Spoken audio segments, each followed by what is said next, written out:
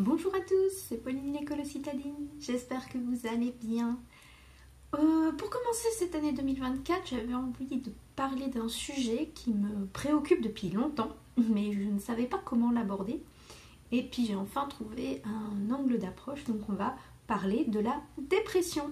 Alors, je ne suis pas un professionnel de santé. Si jamais vous avez des idées noires, si vous ne vous sentez pas bien, je vous encourage à aller voir un professionnel de santé. Le premier, c'est votre médecin traitant. Voilà, vous allez le voir, vous lui dites que ça ne va pas et il va commencer à prendre les choses en main. Il faut vraiment, vraiment prendre la dépression très au sérieux.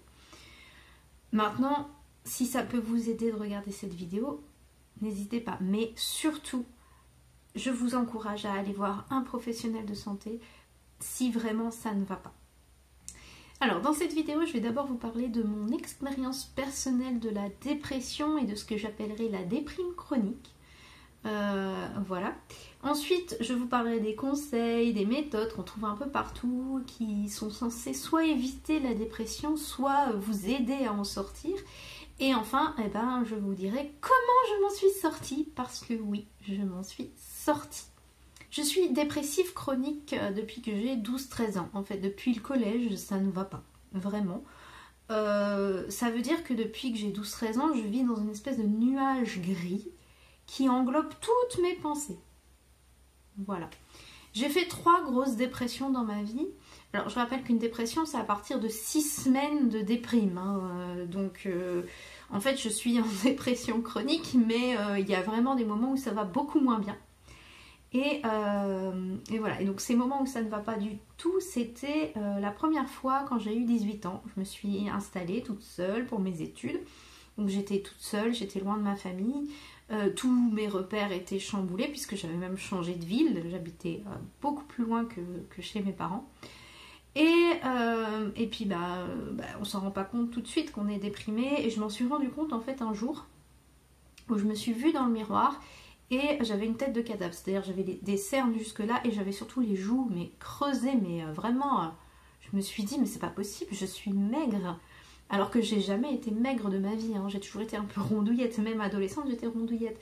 Donc quand j'ai vu que j'avais les joues mais vraiment très creusées, les cernes comme ça, j'ai réalisé que ça n'allait pas. Mais c'est pas arrivé du jour au lendemain, c'est juste qu'un jour je m'en suis rendu compte. Mais effectivement, ça a été ma première grosse dépression, donc à mes 18 ans. La deuxième dépression que j'ai faite, c'était pendant la grossesse de mon second fils, donc de mon deuxième enfant. C'est ce qu'on appelle une dépression périnatale. On parle toujours d'une dépression postpartum, mais il faut savoir qu'il existe aussi des dépressions périnatales, c'est-à-dire qu'elles peuvent commencer avant la naissance. Et ça, c'est intéressant que vous le sachiez. Il n'y a pas que le fait d'être mal après la naissance, après la chute d'hormones et tout ça, et que ça ne va pas. Ça peut commencer avant. Et moi, ça a commencé, j'avais 6 mois de grossesse, et ça s'est fini quand il a eu 6 mois. Donc, pendant 9 mois. J'ai fait une dépression pendant 9 mois, voilà. Je vous dire, c'est grave, hein. Et je n'étais absolument pas suivie, c'est pour ça que ça a duré longtemps, à mon avis.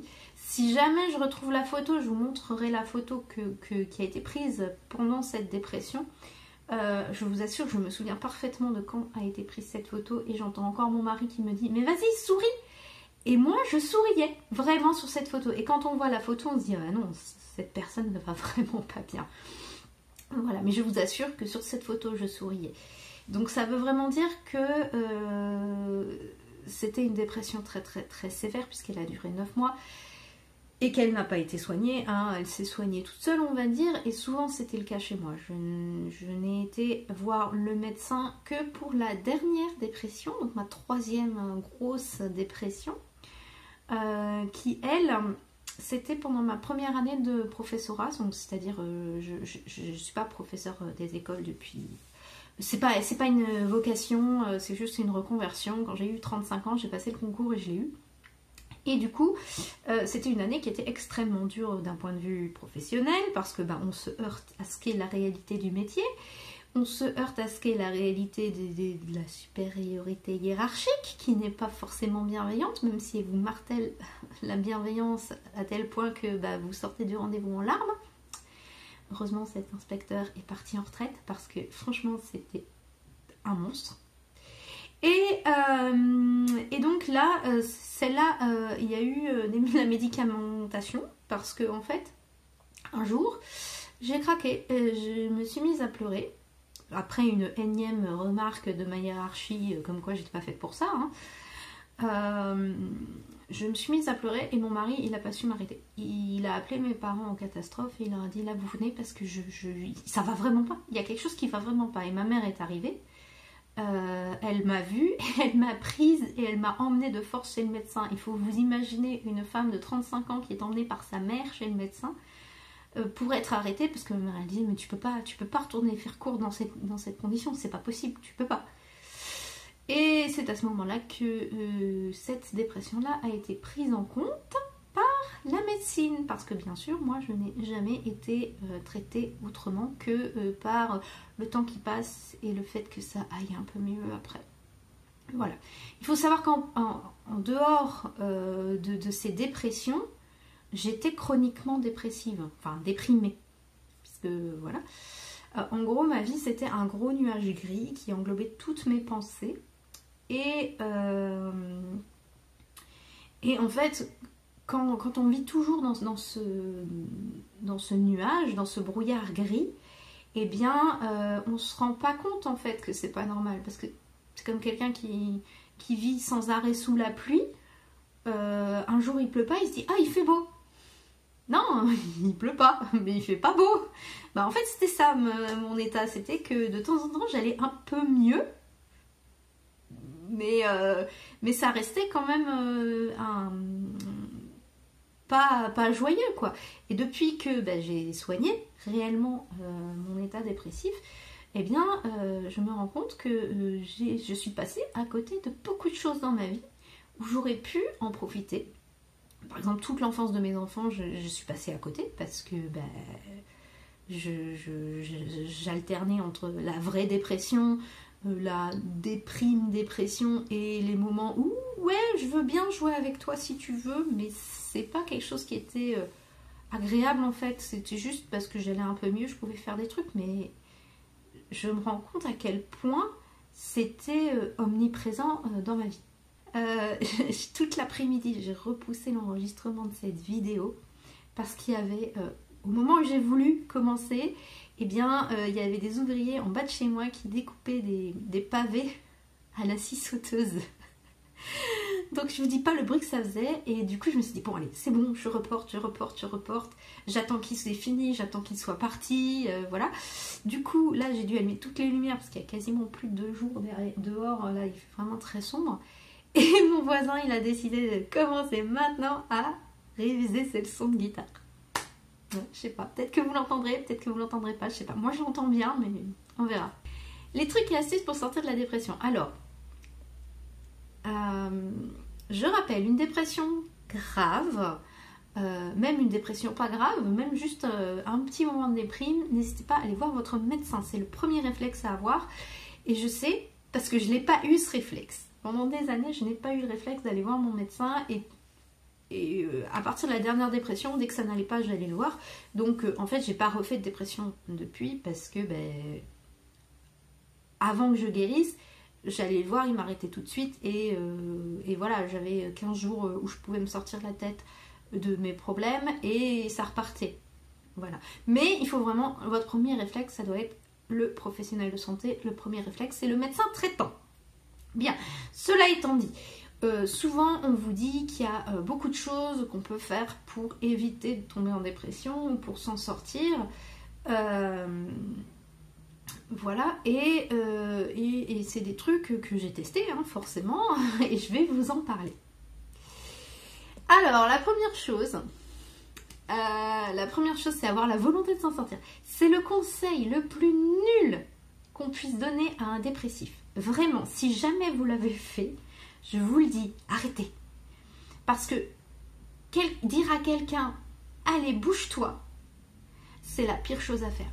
Une personne dépressive, c'est une personne qui culpabilise énormément parce qu'elle n'a plus goût à rien Et elle se dit c'est pas normal. Bon alors, des fois c'est normal, hein, vous avez une vie de merde, vous avez perdu des gens, vous avez plus de boulot, vous avez plus de maison, vous pouvez déprimer. Mais la plupart des gens qui dépriment, ils ont un boulot, ils ont une famille, ils ont tout ce qui est censé leur apporter du bien-être et ça va pas. Donc forcément ils culpabilisent énormément et vous allez en rajouter en disant ouais mais si tu t'en sors pas c'est parce que tu le veux pas. Ben justement, la déprime c'est un problème de volonté. C'est qu'on n'en a plus la force. On n'a plus la force d'avoir la volonté de s'en sortir. Donc, c'est bien beau de dire « Allez, on y va, on fait des trucs. »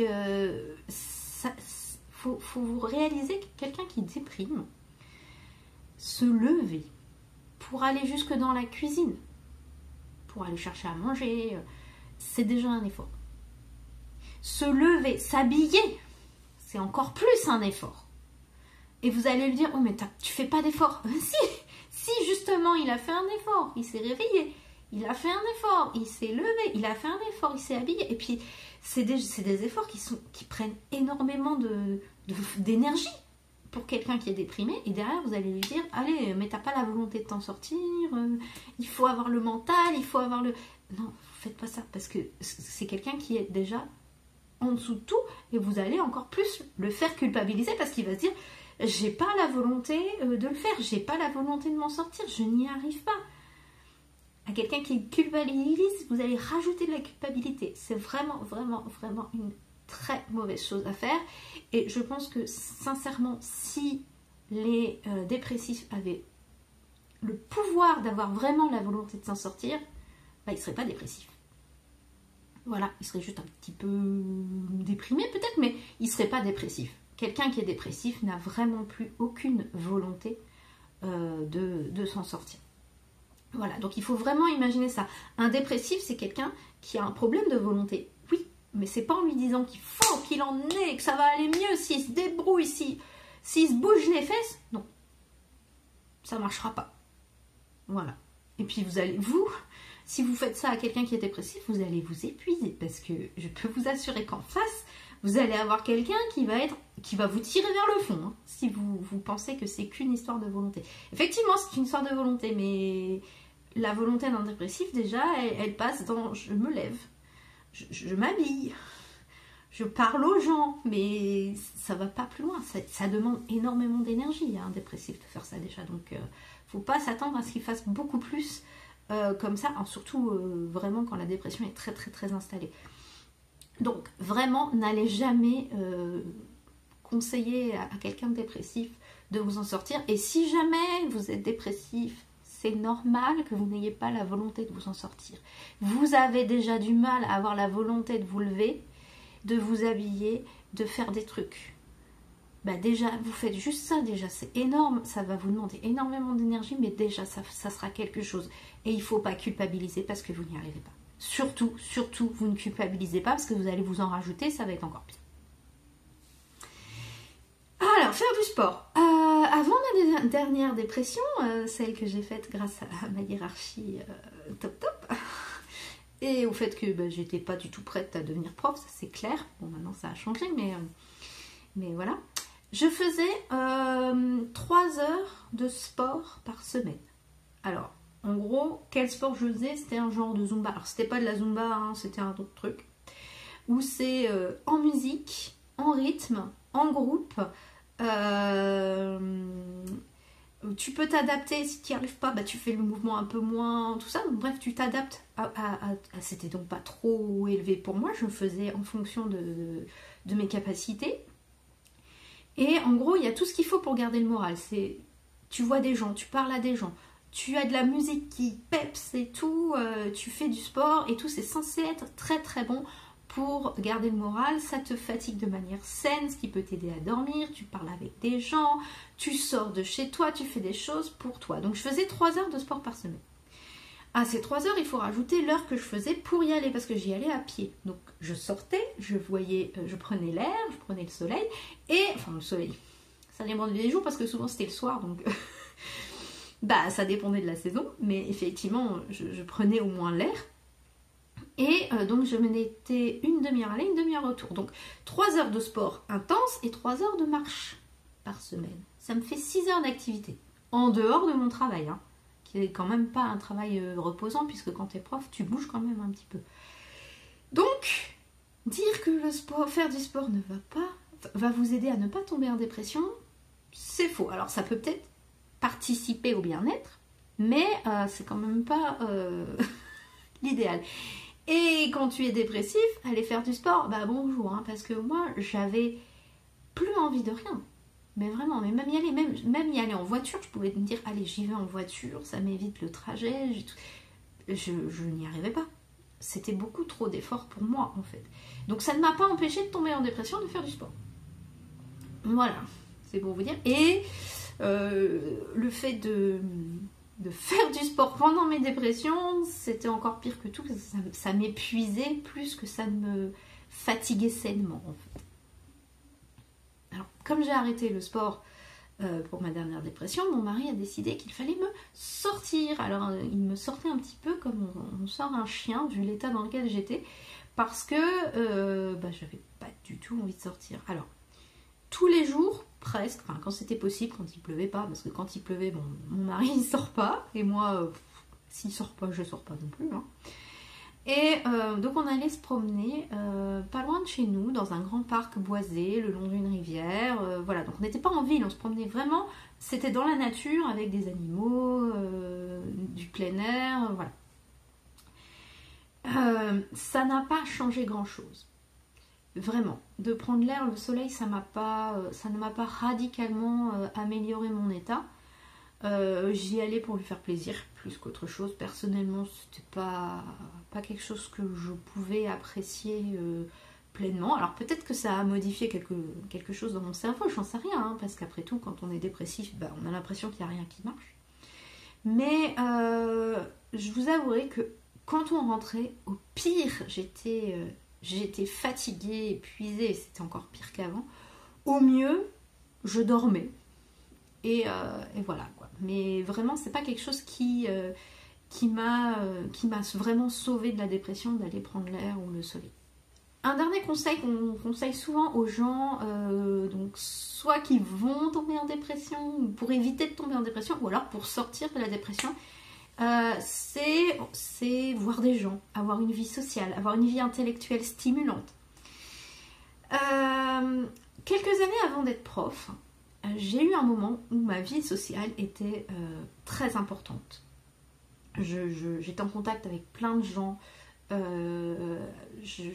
j'avais des relations saines, hein. C'était pas contraint et c'était pas toxique, c'était vraiment très enrichissant. Je rencontrais plein de gens, je parlais à plein de gens, je sortais, j'allais au cinéma, j'allais visiter des expos, je lisais énormément. À tel point que ça m'avait donné envie d'écrire, donc j'écrivais aussi énormément, on échangeait avec d'autres personnes, enfin c'était vraiment quelque chose qui était extrêmement stimulant, intellectuellement et socialement. Et pendant 2-3 ans, donc j'ai eu cette période-là dans ma vie, et j'avais l'impression que ça allait. Alors je vous rappelle que j'étais encore dans cet esprit nuage gris, donc ça allait. J'avais toujours des pensées un peu négatives, mais j'étais pas déprimée. Et en fait, quand on réfléchit à tout ça, enfin moi quand j'ai réfléchi à cette période-là, je me suis arrivée à un point où ça n'allait plus. En fait, c'est cette stimulation intellectuelle, cette stimulation sociale qui aurait censé empêcher mon esprit de sombrer dans la dépression, et au contraire c'était censé me stimuler, m'encourager, tout ça, et ça m'a plongée mais vraiment dans un état pire qu'avant cette vie là. C'est un peu compliqué à expliquer, mais en gros j'étais pas bien dans ma peau, mais j'étais pas bien dans ma peau à cause de cette vie sociale, à cause de cette vie intellectuelle, à cause de ces gens que je voyais. Ils n'étaient pas méchants, c'est des personnes que j'aurais plaisir à rencontrer actuellement, voilà. Mais à l'époque, il y avait toujours ce nuage gris qui était là et qui a fait que j'ai dû arrêter. À un moment, je me suis dit, c'est plus possible, je n'y arrive plus à rencontrer des gens, même pour leur dire ça va pas. Même ça, j'y arrivais pas. Ce qui fait que du jour au lendemain, j'ai tout coupé. J'ai dit, c'est bon, j'arrête. Alors, ça peut paraître un peu brutal de dire ça, mais grosso modo, j'ai coupé la plupart des relations que j'avais à ce moment-là. Pas tous, hein, il y en a qui sont restés, mais avec des contacts beaucoup plus distants. J'ai arrêté de lire. Totalement. Je lisais plusieurs livres par semaine et du jour au lendemain, j'ai arrêté de lire, j'ai arrêté d'écrire, j'ai arrêté d'aller au cinéma, j'ai arrêté de sortir. Et ben, quelqu'un me dirait, ah ouais, mais tu pars en dépression. Ben non, je suis allée mieux. Du jour où j'ai décidé que c'était fini, je ne voulais plus avoir cette intensité sociale, culturelle et intellectuelle, ben ça a été mieux. Et vraiment, pendant plusieurs semaines, je me suis sentie soulagée. Donc, je le dis parce qu'il y a beaucoup de dépressifs qui ne comprennent pas pourquoi ça ne va pas alors qu'ils ont tout ce qu'ils veulent. Ils ont une vie sociale, ils ont un statut, ils ont une famille, ils ont une voiture, une maison, enfin ils ont l'argent, ils ont tout ce qu'ils veulent. Et ça ne va pas. Bah oui, des fois ça ne va pas. Même quand on a tout ce qu'on veut, des fois, bah... ça va pas. Et ça, c'est important de le dire parce que je sais que on culpabilise beaucoup quand on est déprimé, quand on est dépressif, de ne pas trouver le plaisir là où on l'a parce que, bah oui, on a une famille. Ça devrait nous rendre heureux d'avoir des enfants, un mari, d'avoir des gens autour de soi qui pensent à nous et qui ont envie d'être avec nous. Ça devrait nous faire plaisir et au contraire, ça nous pèse. Ben oui, ça arrive. Et ça, il faut aussi l'entendre. Donc, si jamais ça vous arrive, ne culpabilisez pas pour ça. C'est normal. Ça arrive. Et c'est pas parce que vous détestez votre famille, c'est pas parce que vous détestez les gens avec qui vous êtes. C'est tout. C'est comme ça. Ça arrive. On ne sait pas trop pourquoi. Mais il faut pas continuer absolument votre vie sociale aussi intense parce que vous avez peur que vos amis vous oublient ou tout ça. Bah, si vous oubliez, c'est que c'est pas vraiment des amis en fait. Si vous arrêtez de leur parler pendant une semaine et qu'ils disent ah mais pourquoi t'as arrêté et que vous leur dites bah c'est parce que ça va pas et que j'ai besoin de me mettre à l'écart, et si vous dites ah non ça va pas, c'est pas des amis, donc vous pouvez largement les abandonner.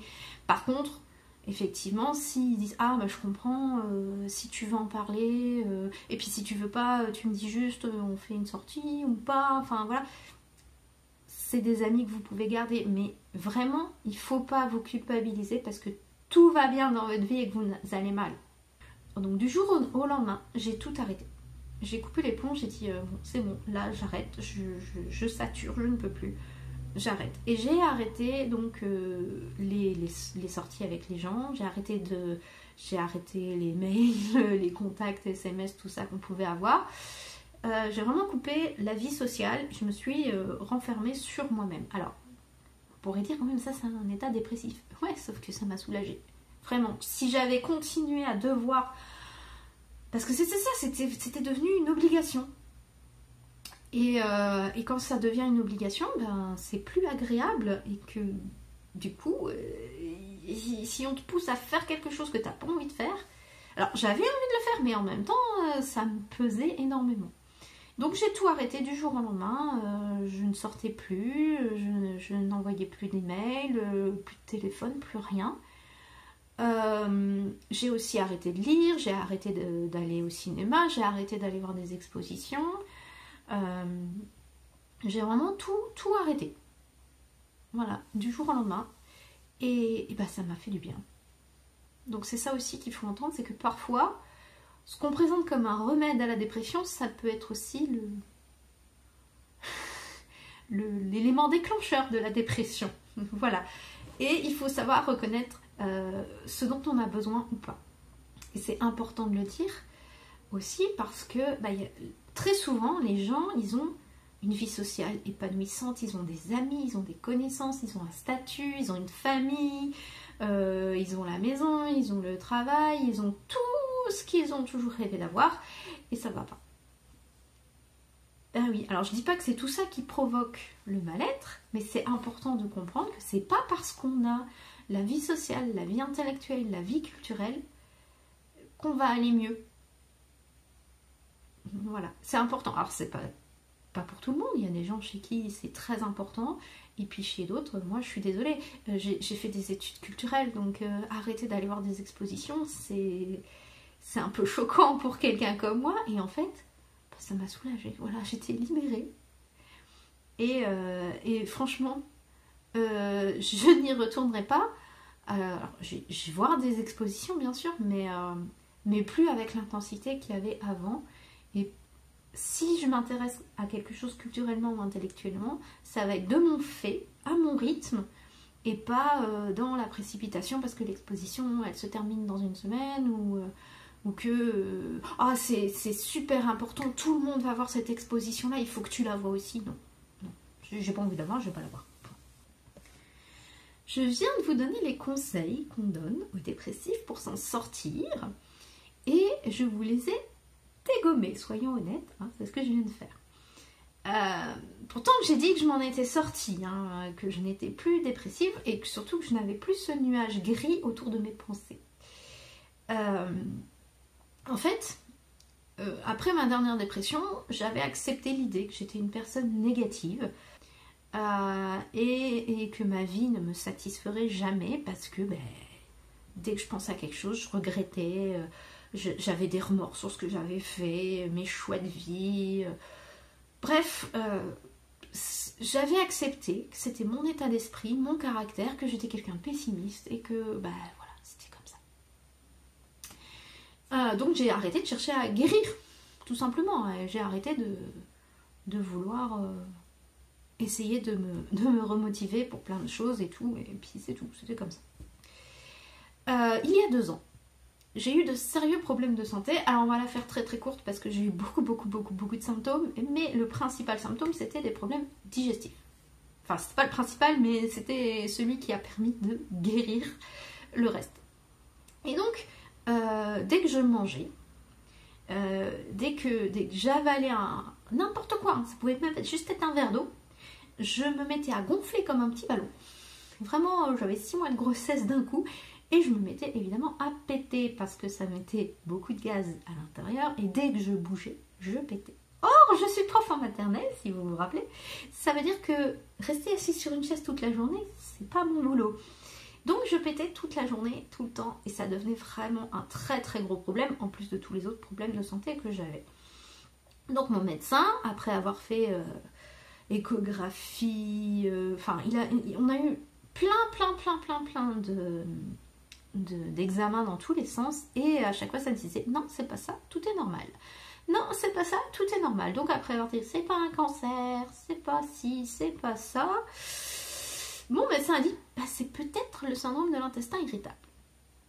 Effectivement, le syndrome de l'intestin irritable se détermine par défaut, c'est-à-dire qu'on élimine tout le reste et puis à la fin on dit c'est peut-être ça. Et donc il y a quand même un protocole pour déterminer si c'est ça ou pas. Grosso modo, c'était le syndrome de l'intestin irritable, et je ferai peut-être une vidéo sur ça un autre jour, mais c'est pas le sujet aujourd'hui. Et donc, comme on peut pas guérir le syndrome de l'intestin irritable, c'est tout, tu finis ta vie en gonflant comme un petit ballon. Non, c'est une maladie incurable, mais on peut éliminer tous les symptômes. Et quand je dis tous, c'est vraiment tous les symptômes. Je n'ai plus aucun symptôme depuis que j'ai changé mon régime alimentaire et que j'ai grosso modo éliminé tout ce que mon intestin ne digère pas. Voilà. Et donc, j'ai arrêté de péter. C'était déjà un grand morceau. Et petit à petit, je me suis rendu compte que tous les autres symptômes qui me pourrissaient la vie avaient disparu. Et le dernier symptôme qui a disparu, mais vraiment en fait il a peut-être disparu au début, je ne m'en suis pas rendu compte parce que c'est vraiment quelque chose qui m'est apparu il y a 15 jours, 3 semaines, où il m'est arrivé une chose et je sais très bien comment j'aurais réagi si j'avais été dans un état dépressif. C'est-à-dire que la chose est arrivée, alors je ne précise pas parce que ça ne vous regarde pas, mais en gros, il y a quelques années, j'aurais été très très mal, ça m'aurait empêché de dormir, Et le lendemain matin, ça n'aurait plus été du tout. Et j'aurais été voir mon médecin et je fais non, c'est bon, là, j'en peux plus, faut m'arrêter parce que là, j'en peux plus, faut m'arrêter. Et mon médecin, il m'aurait arrêté genre une semaine, 15 jours pour que je puisse faire tout redescendre et remettre mes idées en place. Et puis, donc il y a 3 semaines, je réalise que je ne réagis pas du tout comme ça. Je réalise que oui, ça m'embête. Oui, c'est pas sympa et tout. Mais c'est tout. Et je passe ma soirée tranquille. Je m'endors tranquille, je dors tranquille. Et le lendemain matin, je suis là, mais je vais bien. Mais ça va pas. Qu'est-ce qui va pas? Et ça n'allait pas. C'était quelque chose vraiment de... Dans ma tête, il y a quelque chose qui va pas. Et je me suis rendu compte qu'en fait, non.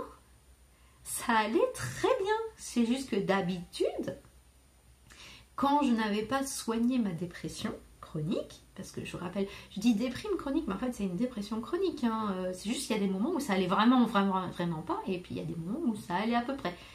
Mais c'était vraiment tout le temps avoir des pensées négatives, quelqu'un qui te dit non, tu vas le ressasser pendant des jours, tu vas pas dormir parce que toute la nuit tu vas penser à ce que tu aurais dû dire, mais que tu l'as pas dit, mais que tu aurais dû, et puis et en fait je me rends compte que depuis quelques mois, j'ai plus du tout ce genre de pensée, j'ai plus du tout ce genre de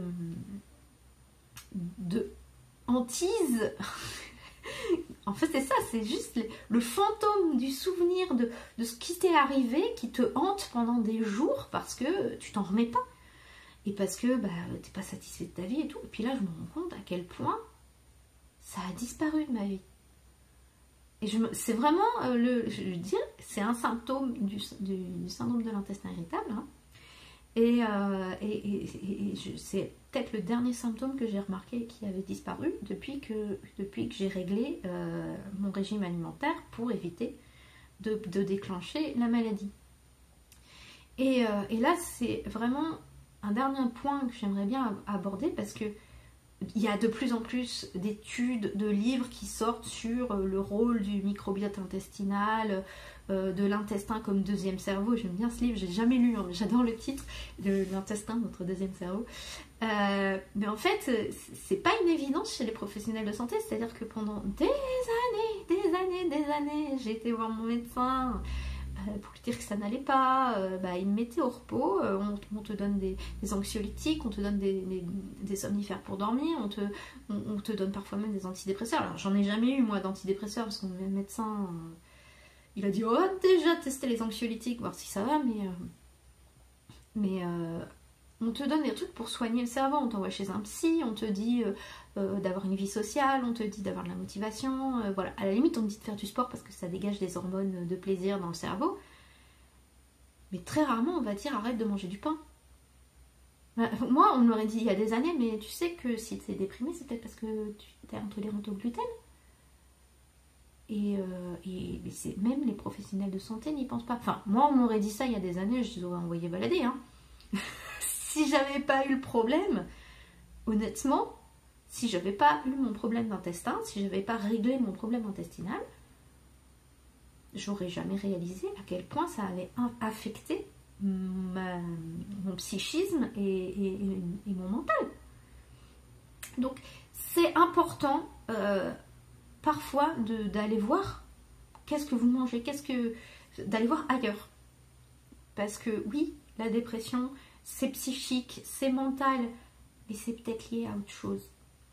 Et ça, les professionnels de santé, ils vont pas forcément naturellement y aller. Alors après, vous pouvez aborder le sujet, je pense que tout le monde maintenant est au courant qu'il peut y avoir un lien, et demander des conseils alimentaires pour essayer d'aller mieux. Mais c'est vrai que modifier son régime alimentaire, c'est pas le premier conseil qu'on donne en cas de dépression. Et bien sûr, je ne vous conseille pas d'arrêter de manger des pâtes et du pain et du sucre. Hein. Moi, ça a marché pour moi parce que moi, j'avais ce problème-là. Mais peut-être que vous, c'est un autre problème et que ça vient d'ailleurs. Mais aborder la dépression juste sous l'angle psychologique et psychique, peut-être que c'est pas la solution. Surtout si, comme moi, ça fait des années. Enfin, je veux dire, j'avais 12-13 ans, quoi. Ça fait quasiment 30 ans. 30 ans où j'ai été dans un nuage gris de pensées négatives tout le temps, à cause de mon intestin. C'est con à dire, mais c'est ça, à cause du fait que je mangeais des gâteaux, des pâtes et que en fait je digère pas le gluten et que tous les symptômes qui ont disparu, ils sont apparus à l'adolescence. Les premiers symptômes sont apparus à l'adolescence. Les premiers symptômes, c'était la dépression et les douleurs articulaires. Voilà, ça fait 30 ans que je suis déprimée, que j'ai des douleurs articulaires. Vers la vingtaine, j'ai commencé à avoir des migraines. Enfin bref. Et en fait, tout a disparu depuis que j'ai changé mon régime alimentaire. Alors, si vous êtes déprimé, je rappelle, le premier réflexe, c'est d'aller voir votre médecin. C'est la première chose à faire. Et en parler. Voilà. Et il ne faut pas rester tout seul avec vos idées noires. Les autres peuvent comprendre. Et évidemment, c'est aussi de faire du sport, d'avoir une vie sociale et tout. Mais si ça ne marche pas, réfléchissez à est-ce que ça ne viendrait pas d'ailleurs. Voilà. Et du coup, ça va peut-être vous faire un peu moins culpabiliser parce que on culpabilise énormément quand on est déprimé. Mais pensez que si ça vient de l'intérieur, de votre petit microbiote là, je vais faire ici parce que là on voit pas. Votre petit microbiote intestinal qui vous fout la tête en l'air parce que lui il va pas bien, ça va peut-être vous faire déculpabiliser sur le mais j'ai tout ce que je veux, pourquoi je vais pas bien. Voilà, parce que moi aussi j'avais tout ce que je voulais, parce que moi aussi j'avais tout ce que je voulais et j'allais pas bien. Voilà. Donc comment j'ai guéri? Eh bien tout simplement j'ai hacké mon système digestif et j'ai surtout réparé tout ce qui n'allait pas en bas et ça a guéri le haut. Voilà. Donc je sais que c'est pas une solution miracle, c'est pas je vous donne pas le truc, mais c'est quelque chose auquel il faut réfléchir, surtout si comme moi depuis des années vous vous traînez un état dépressif chronique. Et qu'en plus vous avez d'autres symptômes. Moi je vous dis, j'avais donc la dépression, les douleurs articulaires, les migraines et à la fin seulement les problèmes digestifs. C'est-à-dire qu'il a fallu attendre très très longtemps avant que les problèmes digestifs arrivent et me disent ça vient peut-être de l'intestin. Voilà. C'est pas parce que vous n'avez pas de problème intestinal que ça vient pas justement de l'intestin. Mais je rappelle que je ne suis pas un professionnel de santé et je vous conseille très fortement d'aller voir votre médecin si vous n'allez pas bien. Voilà, cette vidéo est maintenant terminée. J'espère qu'elle vous aura plu. J'espère qu'elle n'aura pas été un peu trop brouillon parce que j'avais un plan qui était clair et je me suis un petit peu éparpillée au moment de le suivre. Mais bon, j'espère qu'elle vous aura quand même été assez claire pour comprendre ce que je voulais dire. Si c'est le cas, n'hésitez pas à laisser un petit pouce en l'air, un commentaire, à vous abonner. Je vous souhaite une excellente journée et je vous dis à la prochaine. Au revoir.